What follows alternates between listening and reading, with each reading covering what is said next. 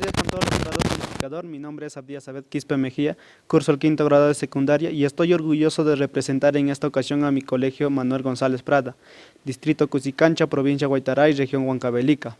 Hoy me presento en estos Juegos Florales Escolares Nacionales 2021 con el nombre Nosotros somos los ciudadanos del Bicentenario, en la disciplina fotografía en la categoría C. Mi fotografía lleva como nombre Un paso para nuestra vida normal. El nombre de mi fotografía se basó en el año 2020, ya que en este año no pudimos realizar la actividad de Chaco de Vicuña. Ya para este año 2021 hemos dado un gran paso en la realización de esta actividad.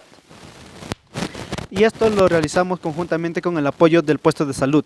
A continuación voy a dar a conocer el procedimiento para realizar esta actividad. Lo primero que hacemos es trabajar en las mangas.